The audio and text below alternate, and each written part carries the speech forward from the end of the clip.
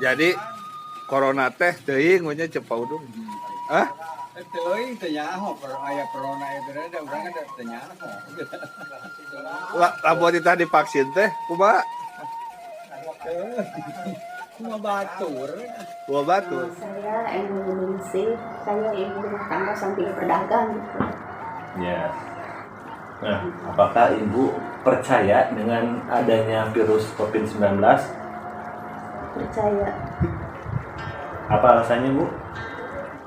pemerintah kan sudah mengatur tentang penyakit, tentang penyebaran penyakit virus COVID-19. Ya. Berita-berita di TV menjelaskan tentang penyakit COVID-19, sehingga membuat saya percaya terhadap hal itu. Alasan secara mendasar, penyakit COVID menyerang organ terlemah sehingga menimbulkan banyak korban. Di lingkungan sekitar menjadi ramai akibat penyakit COVID itu. Oke. Terima kasih, Bu, untuk pertanyaan pertama. Dan untuk pertanyaan kedua, nah, apakah di daerah sini sudah ada vaksin untuk di desa Blendung ini? Untuk sementara ini belum ada, mungkin belum kegiliran, tapi ada informasi bakalan ada itu vaksin itu. Kalau misalkan vaksin itu ada, apakah Ibu mau atau tidak? Mau? Kenapa alasannya, Bu? Ya alasannya pengen sehat. Apakah sudah tahu dampak vaksin? Ketika Ibu divaksin, apakah Ibu sudah tahu dampaknya itu apa? Belum, tapi kalau belum ada penyuluhan sih, tapi teman ada yang memberitahu. Tentang penanganan COVID, ya Ibu, siapa tahu Ibu mempunyai pendapat bagaimana penanganan COVID-19 di daerah Ibu. Ada apa, Bu? Ada dari RT, namanya itu penyemprotan. Ya, penyemprotan.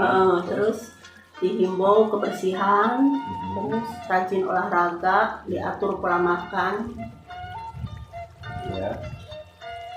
Jangan ya keluyuran itu dikurangi gitu, nggak penting-penting amat di rumah gitu. Iya. Ya, tentunya kita harus mematuhi protokol kesehatan dan melaksanakan 3M ya, Bu ya.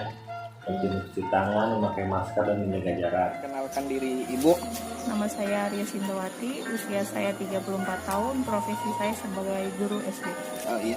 Apakah Ibu percaya adanya virus COVID-19? Percaya Dari alasan apa Ibu percaya? karena dari tahun kemarin kan mulai COVID itu dari pas munculnya itu dari Maret tahun 2020. Tiap hari itu banyak kasus dan banyak orang yang positif terkena, sampai saat ini sekolah pun kan tidak, untuk para siswa tidak dibolehkan untuk ke sekolah. Iya. Terus apa pendapat Ibu tentang vaksin untuk virus COVID-19? Pendapat saya tentang vaksin sangat penting ya sebenarnya untuk melindungi diri kita dan orang-orang tertentu yang tidak divaksin, sehingga melindungi dari virus corona. Ya, kalau misalkan Ibu divaksin, kira-kira Ibu mau atau tidak? Kalau untuk saat ini, karena saya sedang mempunyai balita, mungkin saya akan menolak ya. Iya. Dan karena saya merasa ragu akan keefektivitasan dari vaksin, dan karena saya mempunyai balita, takut berdampak pada ASI. Nama saya Dr. Yudhaika Premtia Sumantri. Saya kerja di sebuah instansi Puskesmas Kasomalang. Kebetulan jabatan saya sebagai kepala UKP. Pendapat tentang vaksin COVID itu sendiri gimana, Dok?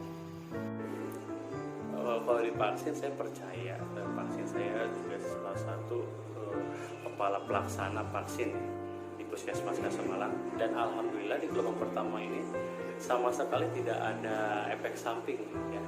Karena saya juga waktu itu sebagai pelaksana vaksin juga, saya mencari beberapa informasi juga seperti itu, dan beberapa jurnal juga saya pelajari, dan alhamdulillah yang saya baca ini bahkan nilai kematiannya itu tidak ada dan tidak sampai 1%. Mungkin ada karena itu masalah teknis mungkin ya, entah itu dari teknik screeningnya atau teknik penyimpanan vaksin seperti itu. Ada beberapa teknik teknis ya, seperti itu ya, bisa membedakan ya mengenai vaksin ini. Alhamdulillah saya sudah terapkan beberapa tim saya di vaksin ini, dan sehingga saat ini tidak ada sama sekali. Ya mungkin ada beberapa efek seperti ngantuk dan sering lapar, itu hampir 90%. 10%-nya yang saya perhatikan ini sama sekali tidak ada, bisa bagi hingga shock seperti itu nggak ada. Oke dok, untuk kedepannya dok, saran untuk penanganan COVID itu sebaiknya seperti apa ya dok?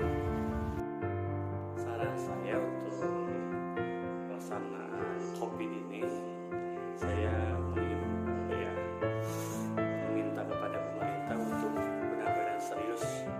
Apabila harusnya dari awal ini harus serius memperhatikan sebuah penyakit yang berada di luar ini untuk diwaspadain oleh negara kita untuk kedepannya nanti. Mungkin COVID ini sebagai pelajaran kita, gitu ya. Dan juga untuk media-media resmi dan media sosial ini mohon untuk diperhatikan pada beberapa sumber yang sudah memiliki ilmunya itu untuk terus digoreng lah kalau bahasa gaulnya sekarang tuh. Agar informasi kita ini tidak kalah satu langkah dengan informasi hoax yang sudah akhirnya tersebar di masyarakat seperti itu. Dan mungkin untuk ini, untuk pemerintah juga saya meminta agar sinkronkan koordinasi dari pusat sampai ke desa seperti itu. Karena apa? Karena sinkronisasi pelaksanaan itu sangat penting sekali melihat kondisi masyarakat kita seperti ini. Jadi ya, agar kita juga mungkin bukan hanya nakes, mungkin nanti kasusnya lain, mungkin bukan di nakes, bisa aja mungkin nanti dari MKB, dari bagian biologi atau bagian iklim yang lain seperti itu, bisa cepat untuk menangani hal-hal yang akan membludak seperti itu.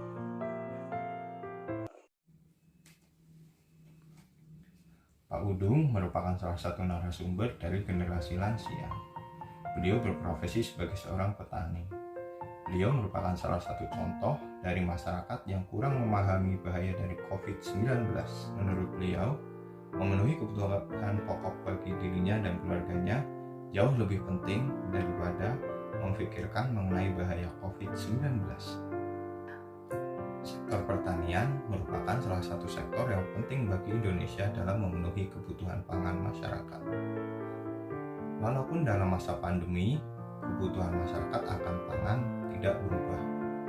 Walaupun demikian, perlu adanya edukasi lebih kepada Pak Dudung dan keluarganya tentang pentingnya menjaga protokol kesehatan agar terhindar dari COVID-19.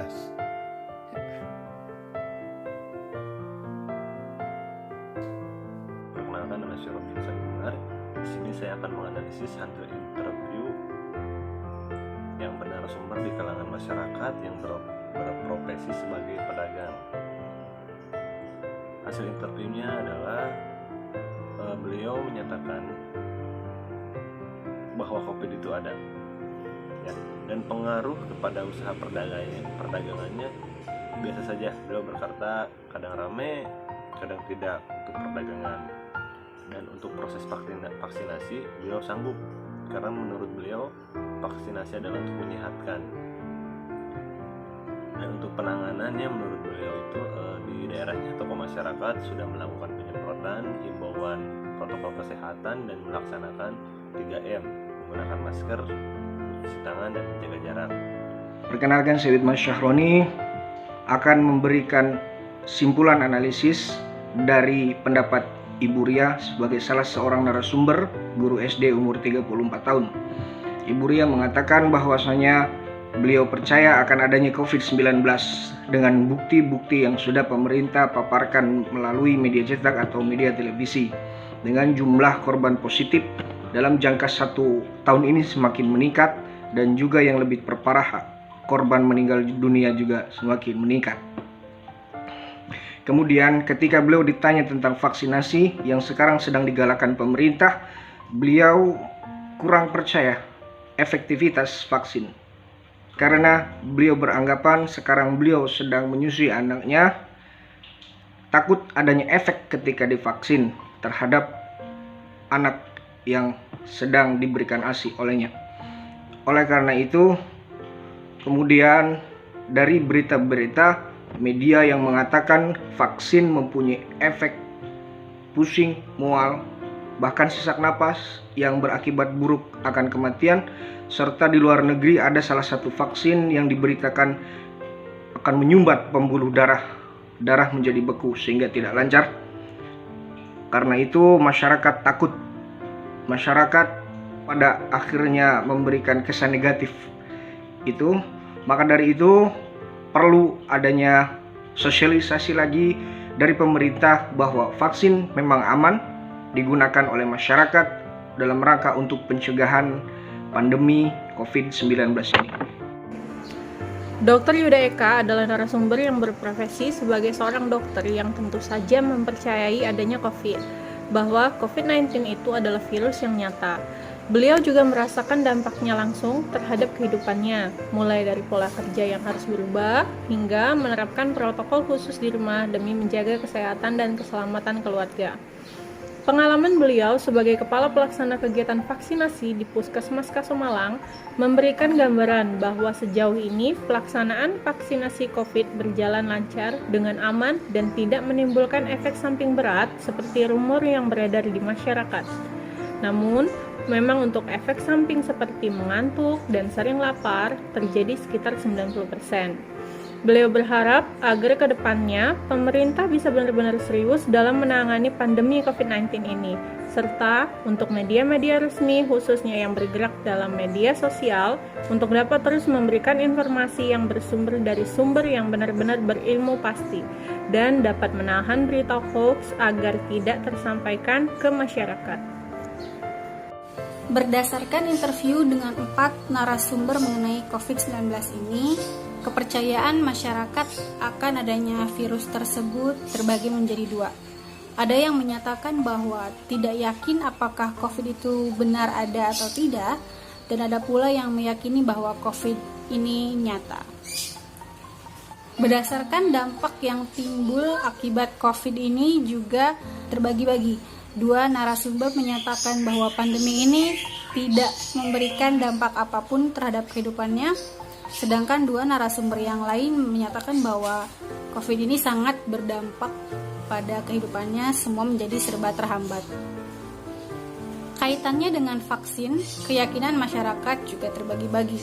Ada yang bersedia jika memang harus divaksin, ada yang meyakini bahwa vaksin ini adalah sebuah keharusan, dan ada pula yang justru meragukan keefektifan dari vaksin itu sendiri.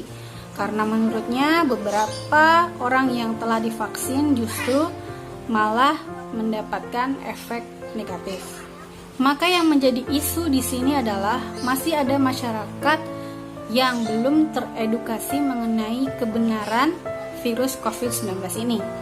Dapat disimpulkan bahwa perlunya edukasi dan sosialisasi program vaksin COVID-19 ini di seluruh lapisan masyarakat, sehingga baik tua maupun muda, kaya maupun miskin, yang di desa maupun yang di kota, semuanya bisa merata mendapatkan pemahaman yang sama tentang betapa pentingnya vaksin COVID-19 ini, agar pandemi ini segera berakhir.